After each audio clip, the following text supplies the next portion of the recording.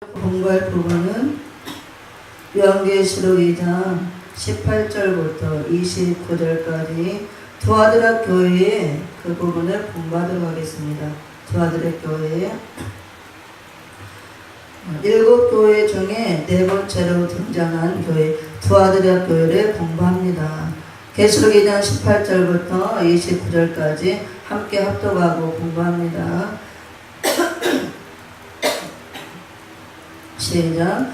두아드라 교회의 사자에게 편지하기를 그 눈이 불꽃 같고 그 발이 빛난 주석과 같은 하나님의 아들이 가라사대 내가 내 사업과 사랑과 믿음과 섬김과 인내를 아노니 내 나중 행위가 처음 것보다 많도다. 그러나 내게 책망할 일이 있노라. 자칭 선지자라는 여자 이세벨을 내가 용납함이니 그가 내 종들을 가르쳐 끼어 행음하게 하고 보상의 재물을 먹게 하는도다. 또 내가 그에게 회개할 기회를 주었으되 그 음행을 회개하고자 아니하는도다. 벌저다 내가 그를 침상에 던질 터이요 또 그로 더불어 가늠하는 자들도 만일 그의 행위를 회개치 아니하면 큰 환난 가운데 던지고 또 내가 사망으로 그의 자녀를 죽이리니 모든 교회가 나는 사람의 뜻과 마음을 살피는 자인 줄 알지라. 내가 너의 각 사람 행위대로 갚아주리라. 두아드라에 남아있어 이 교훈을 받지 아니하고 소위 사전에 깊은 것을 알지 못하는 너희에게 말하노니 다른 집으로 너희에게 지을 것이 없노라. 다만 너희에게 있는 것을 내가 올 때까지 굳게 잡으라. 이기는 자와 끝까지 내 일을 지키는 그에게 만국을 다스리는 권세를 주리니 그가 철장을 가지고 저희를 다스려 제국을 깨뜨리는 것과 같이 하리라. 나도 내 아버지께 받은 것이 그러하니라. 내가 또 그에게 새벽별을 주리라. 귀 있는 자는 성령의 교회들이 가르치는 말씀을 들을지어다. 아멘. 아시아 7교회 중에 4번째로 등장한 두아드라 교회에 대해서 오늘 공부를 합니다.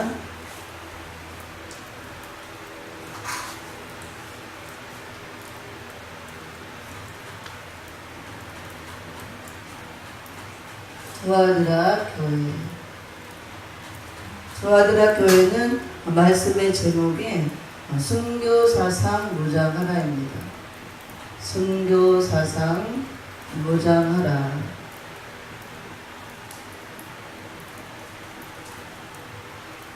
본문은 계시록 2장 아까 읽어봤죠? 18절부터 29절까지 18절부터 29절까지 아시아 7교회는 말세를 만난 전세계 교회를 예표한다 그랬습니다.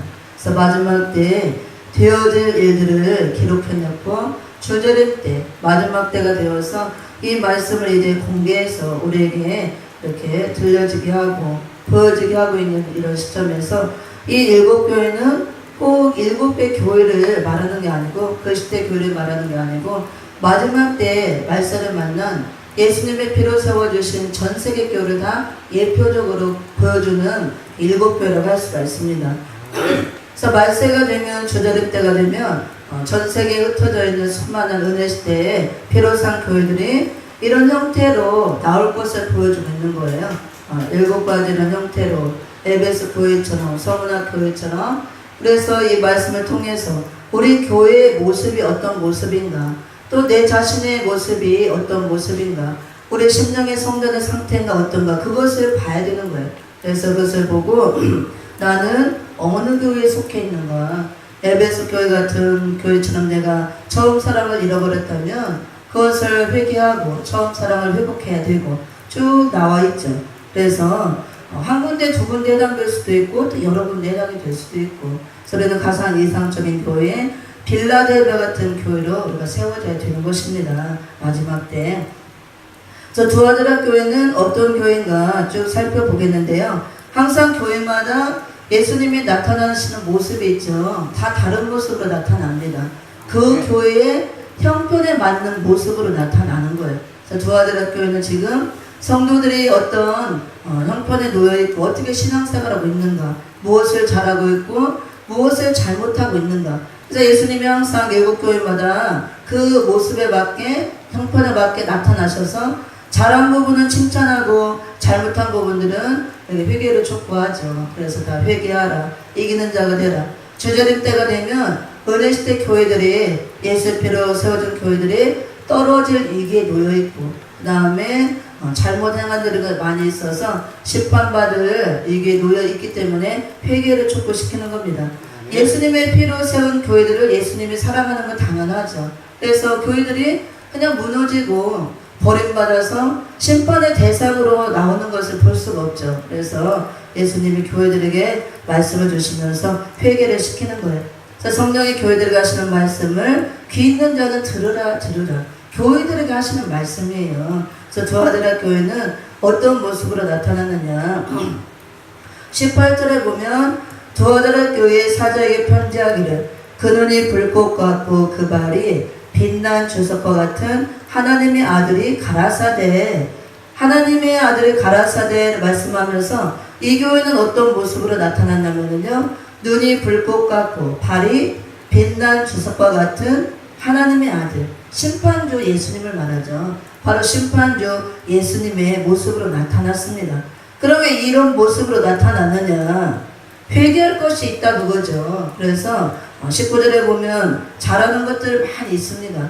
그런 부분을 칭찬해주고 20절에 가서 여러 가지 잘하는 것들이 많지만 또 잘못하는 것이 있는데 그것을 회개하라. 회개하지 않을 때는 많은 걸 잘해도 이 한 가지를 잘못하고 회개하지 않을 때는 심판의 대상이 된다. 그래서 불꽃 같은 눈, 또 빛난 주석과 같은 하나님의 아들은 심판주 예수님을 보이는 겁니다. 심판주 예수님으로 나타났고, 우리가 그래서 두아드라 교회는 어떤 모습으로 있고 무엇을 잘하고 무엇을 회개해야 되는가, 이 교회를 통해서 내 모습이 혹시라도 이 안에 있는지, 내가 이 부분에 속해 있는지 그런 것들을 살펴받을 줄 믿습니다.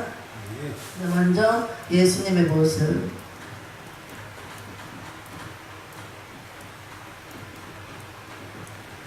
그 눈이 불꽃 같고, 그래서 눈이 불꽃 같고, 또 발은 빛난 주석과 같다 그랬습니다.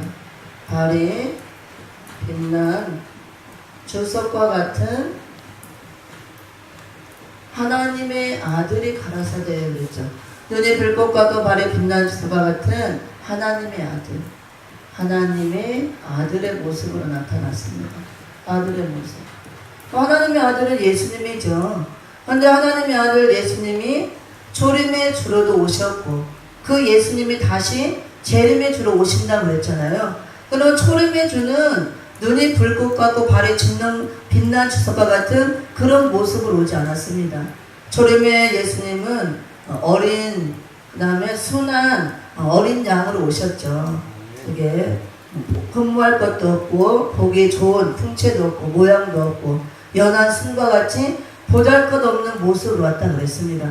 그 모습으로 오신 것이 우리 인간의 모습을 하고 오셨잖아요. 아기 예수로. 하지만 재림의 주는 부활하신 그 모습으로 하나님의 모습을 가지고 오기 때문에 심판주의 모습을 가지고 오십니다. 심판주의 모습은 어디에 잘 나와 있느냐? 계시록 1장 13절부터 16절에 심판주 예수님의 모습이 잘 나와 있어요. 심판주 예수님. 여기 보면은 14절에 눈이 불꽃 같고 또 15절에 빛난 주와 같은 심판주의 발의 모습이 나오죠. 한번 같이 읽어봅니다. 1장 13절부터 16절까지 시작. 촛대 사이에 인자 같은 이가 발에 끌리는 옷을 입고 가슴에 금띠를 띠고 그 머리와 털의 희기가 흰 양털 같고 눈 같으며 그의 눈은 불꽃 같고 그의 발은 풀무에 단련한 빛난 주석 같고 그의 음성은 많은 물소리와 같으며 그 오른손에 7별이 있고 그 입에서 자유의 날성검이 나오고 그 얼굴은 해가 힘있게 비치는 것 같더라. 아멘. 여기 잘 나와있죠? 그래서 계시록 1장 13절부터 16절까지에 이렇게 나와있는 예수님의 모습은 재림주 심판주의 모습이에요. 초림의 주님이 아니죠. 초림의 주님은 완전히 다른 모습으로 오셨죠. 그래서 이사야에서 보면은 초림주 예수님의 모습이 잘 나와 있습니다. 어디 나와 있냐면 53장에 나와 있죠. 53장 한번 2절, 3절, 4절까지 한번 봅니다.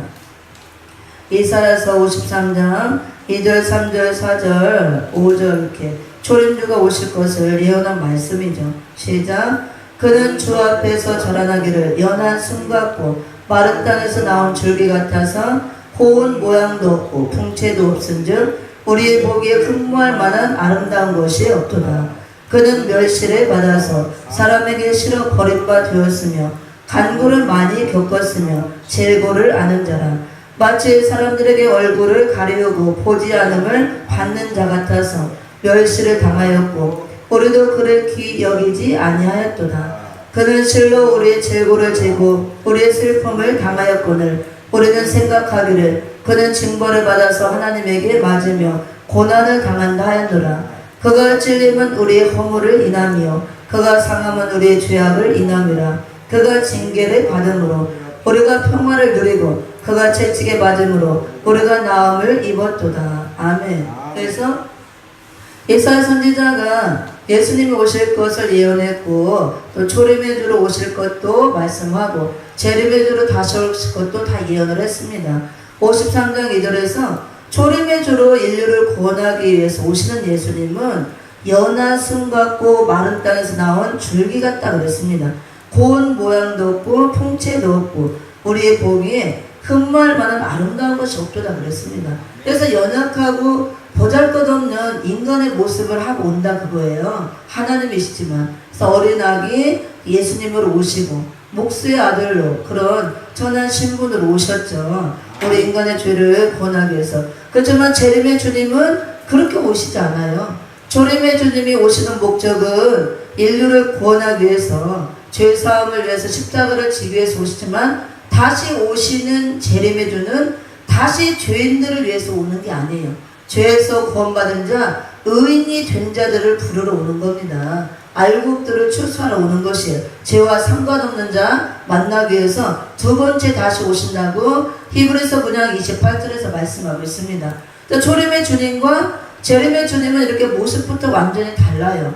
조림주가 오셔서 하셨던 사역이 다르고 재림주가 오시는 목적, 사역이 다르기 때문에 달라질 수밖에 없습니다. 그래서 오늘 계시록 1장 13절 16절에서는 아까 읽어봤던 초림주가 오신다는 그 내용과는 완전히 다르죠. 심판주 예수님에 대해서 보이고 있는데 눈이 불꽃 같고 발이 빛난 주석과 같다는 것은 불꽃 같은 눈으로 감찰해서 다 행한 대로 갚아주신다 그거예요. 그래서 불꽃 같은 눈, 심판주의 눈을 말하는 것이고 빛난 주석과 같은 발로 밟아서 심판한다 그겁니다. 심판주의 발을 보이는 겁니다. 오늘 두아들의 교회는 예수님이 이런 모습으로 나타났잖아요. 심판주의 모습으로 나타난 것은 회개하라, 회개하지 않으면 심판받을 일이 있다 그거잖아요. 그래서 이런 모습으로 나타났고, 그러면 두아들의 교회 형편을 한번 보도록 할게요. 왜 예수님이 이런 모습으로 나타났는가? 그냥 무시무시하죠. 불꽃 같은 눈, 빛난 주석과 같은 발, 심판주의 모습. 그래서 두아들의 교회는 식구들에 보면은 잘한 것들이 참 많아요. 사업도 잘하고 사랑도 있는 교회, 믿음도 있고 섬김이 있고 인내를 할 줄 알고 처음 행위보다 나중 행위가 더 많다. 근데 점점 더 부흥되고 좋아지는 교회입니다. 아주 좋죠. 그런데 이렇게 좋은 것들이 많고 정말한 뜻대로 행하는 것이 많이 있는 교회인데도 불구하고 20절에서 책망받을 일이 나와요. 20절에서 무엇을 책망받느냐? 그러나 내게 책망할 일이 있노라. 자칭 선지자라는 여자 이세벨을 내가 용납함이니 그가 내 종들을 가르쳐 껴 행음하게 하고 우상의 재물을 먹게 하는도다. 이런 교회에 자칭 선지자 음녀 이세벨에 들어왔다는 거예요. 음녀 이세벨에 침투해서 이세벨의 교훈을 가지고 종들을 꿰고 가르쳐서 행음하게 하고 우상의 재물을 먹게 했다고 합니다. 엄청나게 큰 죄죠. 하나님께서 가장 싫어하는 것이 우상 숭배하는 것인데 이런 자칭 선지자 음녀 이세벨이 들어와서 하나님이 보내지 않고 인정하지 않은 그런 선지자죠. 그러니까 거짓 선지자죠. 참 선지자 같으면 종들을 꿰고 행음하게 하고 우상의 재물을 먹게 해서는 안 되죠. 진리의 말씀으로 사람들을 잘 깨우쳐서 살리고 하나님을 잘 섬기도록 해야 되는데 이렇게 하지 않았기 때문에 음녀 이세벨은 거짓 선지자라고 할 수가 있습니다. 이런 거짓 선지자가 들어와서 음녀 이세벨의 사상을 가지고 와서 그래서 이것들을 가르치고 전하고 다 꿰어서 이것들을 행하게 했다 그거예요. 그래서 음녀 이세벨에 등장한 두 아들의 교회는 말세를 만난 교회들이 음녀 교회가 나올 것을 예표적으로 보여준다고 할 수가 있습니다. 마지막 때에 계시록 1장 20절에서 금촛대 비밀을 보이죠. 그래서 촛대 비밀에서 교회의 비밀을 보이는데 말세를 만난 교회가 신령한 영적 교회와 음력 교회로 갈라질 것을 비밀로 보이고 음력 교회가 나온다는 것을 비밀로 보이고 알려줬는데 두 아들 교회가 바로 음력 교회가 등장할 것을 예표적으로 보여준 교회라고 할 수가 있습니다. 그래서 자칭 선지자 같은 음녀 이세벨이 들어와서 이세벨의 교훈을 가지고 꿰고 해금하게 하고 우상의 제물을 먹게 하는 이런 일들이 있고 교회에 이런 교훈이 침투해서 교회들을 이렇게 무너뜨리고 이런 사상을 갖게 하고 많은 사람을 해금하게 하고 우상의 제물을 먹게 하고 하나님께 범죄하게 하는 행위를 한다 그거예요. 그래서 이것을 예수님이 책망합니다. 그래서 이 교훈을 버리지 않고 음녀 이세벨의 교훈은 오늘날 비진리를 받아들이는 교훈이죠. 비진리 사상을 받아들이는 것. 그래서 음력교회와 타협하는 그런 죄를 범하는 것입니다. 이것들을 회개하지 않을 경우는 음력교회는 심판받는 교회라고 그랬잖아요. 그래서 잘못 믿고 떨어지는 교회로서 심판의 대상이 되는 교회라고 그랬습니다. 그러므로 회개하지 않을 때는 내가 심판한다 그거예요. 심판주 예수님의 모습으로 나타났습니다. 그래서 이렇게 두아디라 교회 형편을 좀 봅니다. 두아디라 교회의 형편. 잘하는 것들이 많이 있었죠. 잘 하는 것들이 많이 있었지만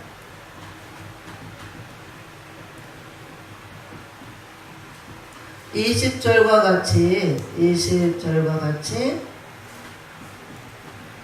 자칭 선지자 음녀 이세벨이 들어온 교회입니다. 자칭 선지자 음녀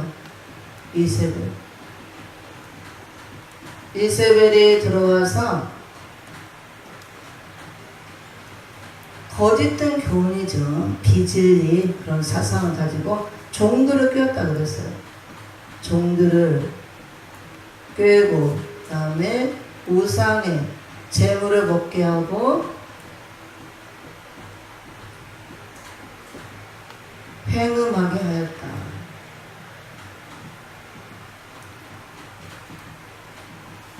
그러므로 이것을 회개하라 그거예요. 그래서 하나님이 가장 싫어하는 우상 숭배를 하는 것이죠. 영적 우상 숭배 죄를 짓는 겁니다. 그래서 식구들을 보면 여러 가지 잘하는 것들이 많이 있었죠. 많이 있었지만 이렇게 잘하는 교인데도 불구하고 이런 이세벨의 사상이 들어왔다는 거예요. 비진리의 사상. 그래서 20절과 같이 자칭 선지자 음녀 이세벨이 들어와서 종들을 꿰고 꿰었다는 거는 뭐예요? 미혹이죠. 미혹. 꿰었다는 건 미혹. 그래서 미혹하는 것은 다 비진리를 가지고 미혹하는 것입니다. 일반 성도도 아니고 종들을 꿰고 미혹함으로 우상의 제물을 먹게 하고 행음하게 하였도다. 우상의 제물을 먹는다는 것은 비진리를 받아 먹는 것이 우상의 제물을 먹는 거예요. 미혹을 받아서 이세벨의 그런 교훈의 미혹을 받아 비진리를 받아 먹는 것, 그런 이세벨의 교훈, 거짓된 교훈을 받아들이고 아멘 아멘 하고 받아 먹고 용납하는 것이 우상의 제물을 먹는 것이 되는 겁니다. 그걸 바로 영적 행음하는 죄를 범하는 거예요. 그래서 이 당시는 실제로 이렇게 했지만 마지막 때에 음녀 이세벨에 등장하는 그런 음력교회가 등장할 것을 보여주고 있으며 음력교회는 비진리를 전하는 교회잖아요. 그래서 비진리와 타협하는 교회, 이런 교회가 나올 것을 우리에게 보여주고 있고, 이런 교회이므로 여러 가지 잘하는 것들이 있지만 이 비진리를 버리지 않고 회개하지 않으면 심판주 예수님이 불꽃 같은 눈으로 다 모든 악한 것을 보았으므로 행한 대로 갚아주신다 그거예요. 그 다음에 심판주의 빛난 지각과 같은 발로 밟아서 심판할 것이다. 그걸 말씀하고 있습니다. 아주 무서운 말씀이죠. 그래서 우리가 마지막 때 이런 말씀을 경계로 삼고 교훈 삼아서 우리 교회에 이런 사상이 침투하지 않았는지, 또 내 안에 이런 사상, 이세벨과 같은 이런 사상이 들어오지 않았는지, 비진리가 내 안에 있지 않는지 이런 걸 봐야 된다고 봅니다. 그래서 여러 가지를 잘해도 이런 사상이 들어오고 이런 교훈이 들어왔을 때 이것을 받아들이면, 용납하면 그것이 바로 우상의 재물을 먹는 거고 영적 행음하는 죄를 짓고, 그런 교회를 음력교회라고 하는 겁니다. 그래서 음력교회는 잘못 믿는 교회로 심판의 대상이 되는 교회예요. 마지막 때 교회가 다 구원받는다가 만들고, 은혜 시대 역사에서는 예수를 믿으면 다 구원이지만 말세를 만난 교회, 주 재림 때 예수님이 오시는 목적이 심판을 하기 위해서 오잖아요. 그래서 잘못 믿는 교회들이 나온다는 거. 그러니까 대표적으로 저아들의 교회가 음력교회 모습을 이렇게 보여주는 것입니다. 그래서 예수님이 이 교회의 형편에 맞는 모습으로 눈이 불꽃 같고 발이 빛난 주석과 같은 하나님의 아들의 모습, 심판주의 모습으로 나타난 걸 볼 수가 있습니다. 네, 여기는 지우고 이제 공부합니다.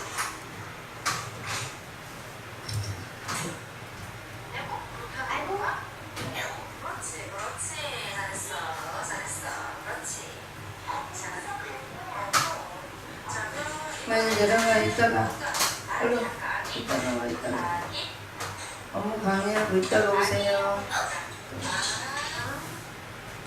이따가 오세요.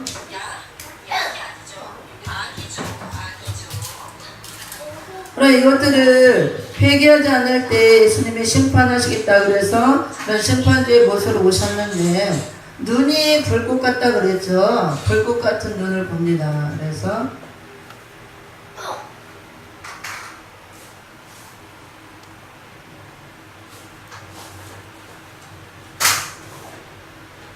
눈이 불꽃 같다. 눈이 심판주의 눈이라고 했습니다. 심판주의 눈. 불꽃 같은 눈으로 우리의 모든 행위를 감찰하신다고 그러죠. 그래서 불꽃 같은 심판주의 눈은 계시록 7장 18절에서 두 아들의 교회 이렇게 불꽃 같은 눈으로 나타나셨고, 이 눈을 다른 곳에서는 여호와의 눈이라고 합니다.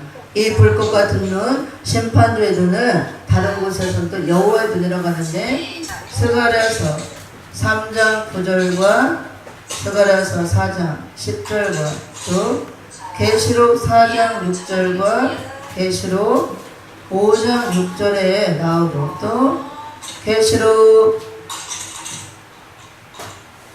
오늘 뒷부분 2장 여기 23절에 나오죠. 계시록 2장 23절에는 사람의 뜻과 마음까지 살핀다 그랬습니다. 그래서 두아드라 교회는 불꽃 같은 눈, 심판주의로 나오셨는데, 이 눈은 전 세계를 다 통찰하시는 여호와의 눈을 말하는 거예요. 스가랴서 3장 9절을 함께 봅니다. 스가랴서 소리 가있을 때 3장 9절을 같이 읽습니다. 시작. 만군의 여호와가 말하노라. 내가 너 여호수 앞에 세운 돌을 보라. 한 돌에 7눈이 있느니라. 내가 새길 것을 새기며 이 땅의 죄악을 하루에 제하리라. 아멘. 여기서 7눈이 나오죠. 7눈. 스가랴서 3장 9절에서는 7눈이라고 하고, 또 스가랴서 4장 10절을 읽어봅니다. 4장 10절 시작. 작은 일의 날이라고 멸시하는 자가 누구냐? 이 7은 온 세상에 두루 행하는 여호와의 눈이라. 다림줄에 수레바벨의 손에 있음을 보고 기뻐하리라. 여기서는 여호와의 눈이라고 합니다. 여호와의 눈, 여호와의 눈. 그 다음에 계시록 4장 6절을 봅니다. 계시록 4장 6절. 계시록 4장 6절에서는 보좌 앞에 수정과 같은 유리바다가 있고, 보좌 가운데와 보좌 주위에 네 생물이 있는데 앞뒤에 눈이 가득하더라 그랬어요. 앞뒤에. 여기서는 앞뒤에 눈이 가득하더라. 눈이 가득하더라. 그 다음에 8절도 보면은 네 생물이 각각 6날개가 있고 그 안과 주위에 눈이 가득하더라. 8절에서는 안과 주위에 눈이 가득하더라. 그래서 여기 또 8절에서는 안과 주위에, 안과 주위에 눈이 가득하더라. 가득하더라. 그 다음에 5장 6절을 봅니다. 계시록 5장 6절. 내가 또 보니 보좌와 내 생물과 장로들 사이에 어린 양이 섰는데 일찍 죽임을 당한 것 같더라. 7뿔과 7눈이 있으니 이 눈은 온 땅에 보내심을 입은 하나님의 7영이라. 아멘. 여기서도 7눈이 나오죠. 계시록 5장 6절에서 7눈. 근데 이 눈은 온 땅에 보내심을 입은 하나님의 7영이라 그랬어요. 온 땅에 보내심을 입은 하나님의 7영. 하나님의 7영. 그 다음에 계시록 2장 23절을 봅니다. 2장 23절. 또 내가 사망으로 그의 자녀를 죽이리니 모든 교회가 나는 사람의 뜻과 마음을 살피는 자인 줄 알지라. 내가 너희의 각 사람 행위대로 갚아주리라. 여기서 예수님께서 나는 사람의 뜻과 마음을 살피는 자다 이렇게 말씀하고 있습니다. 사람의 뜻과 마음을 살피는 자다. 예수님이 나는 사람의 뜻과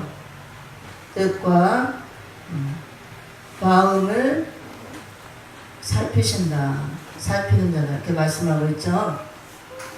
그래서 오늘 두아드라 교회는 예수님이 나타나실 때 눈이 불꽃 같은 모습으로 나타나셨습니다. 그 불꽃 같은 눈은 장차 오시는 심판주의 눈을 보이는 거예요. 그래서 잘못된 부분들 회개하지 않았을 때 예수님이 이렇게 심판하신다. 심판주의 모습으로 나타났고, 이 두아드라 교회에서는 불꽃 같은 눈이라고 했고, 이 눈은 여호와의 눈을 말하는데 하나님의 눈이죠. 예수님도 하나님이시니까. 스가랴 3장 9절에서는 7눈이라고 표현했고, 스가랴 4장 10절에서는 여호와의 눈이라고 표현했고, 계시록 4장 6절과 8절에서는 앞뒤에 여호와의 눈이 가득하더라. 또 안과 주의 눈이 가득하더라 이렇게 말씀하고 있습니다. 계시록 5장 6절에서는 7눈이라 말씀하고 있고, 또 7눈은 온 땅에 보내심을 입은 하나님의 7영이라 이렇게 말씀하고, 계시록 2장 23절에서는 예수님께서 나는 사람의 뜻과 마음까지도 살피신다. 예수님은 불꽃 같은 눈을 가지신 분이기 때문에 사람의 뜻과 마음까지도 다, 생각하는 거, 마음 먹는 것까지도 다 살핀다 그거예요. 우리 사람은 알 수가 없죠. 겉으로 보이는 것만 알 수 있고 그 사람의 생각과 뜻하는 거, 계획하는 거 우리가 다 알 수가 없습니다. 지금 하나님께서는 모든 걸 알 수 있는데, 그러면은 이 불꽃 같은 눈, 여호와의 눈은 어떤 뜻을 갖고 있냐면요, 이 눈을 7눈이라고 그랬죠. 불꽃 같은 눈을 여호와의 눈이다. 또 다르게 표현할 때 7눈이라고 그랬습니다. 그러면은 7눈은 어떤 뜻을 갖고 있냐면 7은 완전수를 뜻하죠. 그러면 완전한 눈이다 이렇게 해석할 수가 있는데, 그것은 전지전능하신 온 세계를 두루 통찰하시는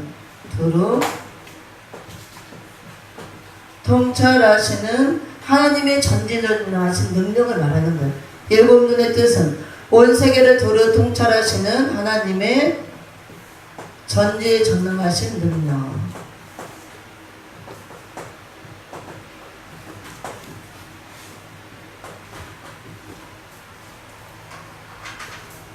두아드라 교회 지금 불꽃 같은 눈으로 예수님이 나타나셨고, 이 눈을 다른 곳에서는 여호와의 눈, 이렇게 또 7눈 여러 가지를 표현하죠. 그래서 7눈의 뜻은 온 세계를 두루 통찰하시는 하나님의 전지전능하신 능력을 말하는데, 그래서 이 불꽃 같은 눈, 여호와의 눈으로 다 모든 것을 감찰하시고 알고 계신다 그 말씀이죠. 감찰하신 후에는 행한 대로 갚아주신다. 행한 대로 갚아주기 위해서 다 감찰한다 그거예요. 그래서 오늘 계시록 2장 23절에도 말씀하고 있죠. 예수님이 또 내가 사망으로 그의 자녀를 죽이느니 모든 교회가 나는 사람의 뜻과 마음을 살피는 자인 줄 알지라.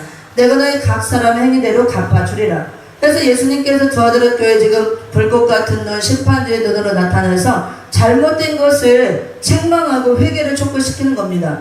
회개하면 다 용서해 주지만 끝까지 비진리를 버리지 않고 회개하지 않을 때는 불꽃 같은 눈으로 내가 다 살피고 보았으므로 다 모든 본 것들을 네가 행한 대로 죄를 지은 대로 내가 다 갚아주겠다 그 말씀이에요. 이 불꽃 같은 눈은 바로 여호와의 눈을 말하는데 온 세계를 그로 통찰하신 하나님의 전지전능하신 능력을 말하는 겁니다. 그래서 우리는 하나님의 눈을 어디에서도 피할 수가 없다는 걸 보여주는 거예요.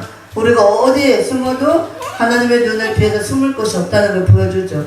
그거를 우리에게 잘 보여준 사람이 요나가 하나님의 눈을 피해서 이렇게 사명 감당하지 않게 배 밑에 숨었지만 하나님의 눈을 그게 피한 게 아니죠. 자기는 피했다고 피했지만. 그래서 우리는 항상 하나님의 눈에 안 보인다고 범죄하는 게 아니고 우리가 하나님은 불꽃 같은 눈으로 항상 살펴본다는 기억하고 모든 행실에 하나님께 바르게 해야 될 줄 믿습니다.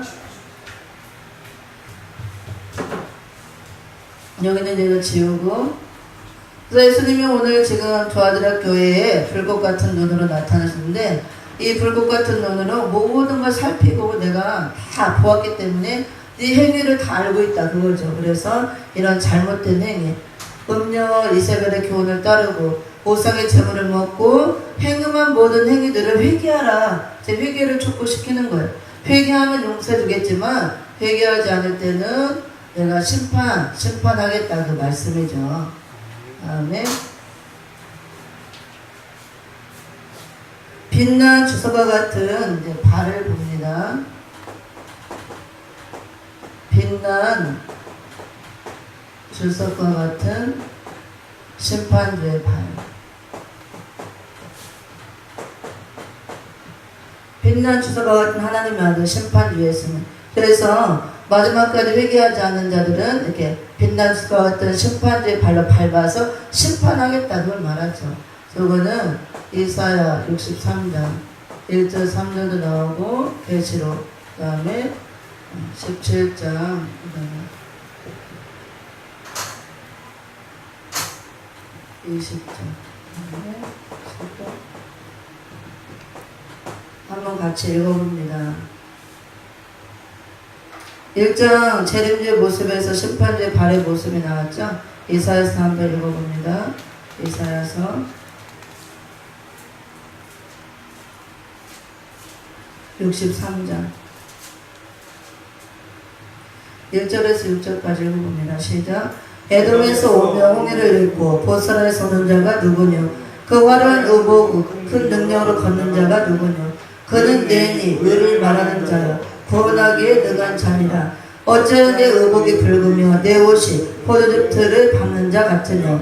만민 중에 나와 함께한 자가 없이 내가 홀로 포도즙 틀을 밟았는데 내가 노함을 인하여 무리를 밟았고 분함을 인하여 짓밟았으므로 그들의 선열이 내 옷에 띄어 내 의복을 다 더럽혔음이니 이는 내 원수 받는 날이 내 마음에 있고 내 구속할 해가 왔으나 내가 본즉 도와주는 자도 없고 붙들어주는 자도 없으므로 이상히 여겨 내 팔이 나를 구원하며 내 분이 나를 붙들었음이라. 내가 노함을 인하여 만민을 밟았으며 내가 분함을 인하여 그들을 축해하고 그들의 손들로 땅에 쏟아지게 하였느니라. 아멘.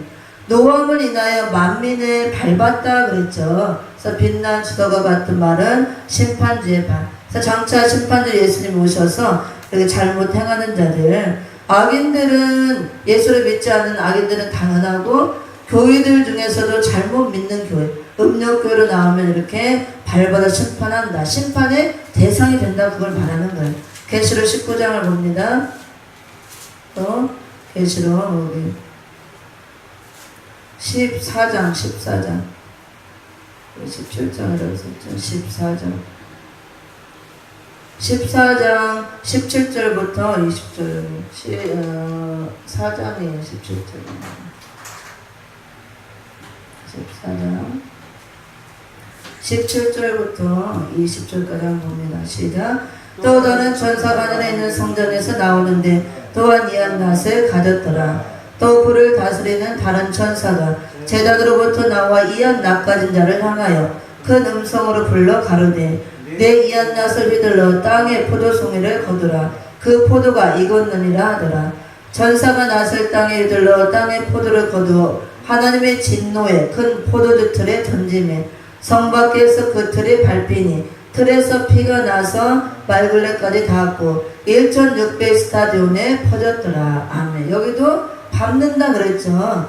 포도주 틀을 밟는다. 밟히니 피가 나서 말굴레까지 닿았고 1600 스타디온에 퍼졌더라. 장차 심판주 예수님 오셔서 잘못 믿는 자들, 들포들을 맺힌 자들, 들포들을 밟는 심판이 있다 그거예요. 그래서 예수를 믿지 않는 악인들은 당연히 심판의 대상이 되고, 마지막 때 산자를 심판할 때 심판의 대상이 악인들인데, 악인들이 두 종류로 나오죠. 믿지 않은 불신자와 믿었지만 잘못 믿어서 떨어진 자들, 버리운 자들. 그게 교회로 말하면 음력교회예요. 그래서 오늘 조아들의 교회는 음녀 이세벨이 등장했다는 것은 말세를 만난 교회 중 이런 음녀교회가 나올 것을 예표적으로 보여주는 사건입니다. 그래서 음녀는 구약 때 나왔던 인물이죠.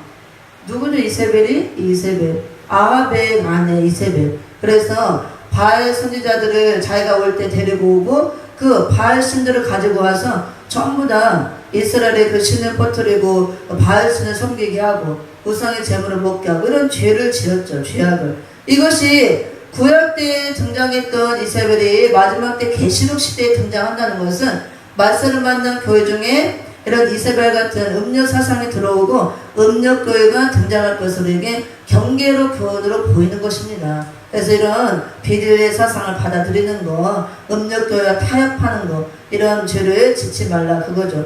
그렇게 하면은 심판의 대상이 된다 그거예요. 이게 잘못 믿는 거예요. 그래서 떨어지고 버림받는 거. 그래서 계시록에서는 7교를 향해서 예수님께서 이기는 자들아 그러잖아요. 이기는 자들아. 이게 떨어질 일이 있으므로 여러 가지로 발람의 교훈과 발락의 교훈과 또 니골라당의 교훈, 음녀 이세벨의 교훈, 자칭 사도들의 또 거짓된 가르침, 이런 것들 잘못된 교훈, 전부 다 비진리의 교훈이죠. 이런 것들로 인해서 교회들이 다 부패와 타락하고 떨어진다.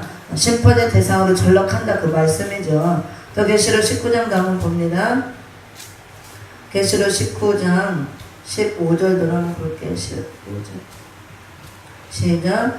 그의 입에서 이양검이 나오니 그것으로 만국을 치겠고 진이 저희를 철장으로 다스리며 또 진연하는 곳 전능하신 이 맹렬한 진노의 포도주 틀을 밟겠고. 아멘. 여기서도 맹렬한 진노의 포도주 틀을 밟는다. 빛난 수도가 같은 심판주의 발로 밟아서 다 심판한다 그 말씀이죠.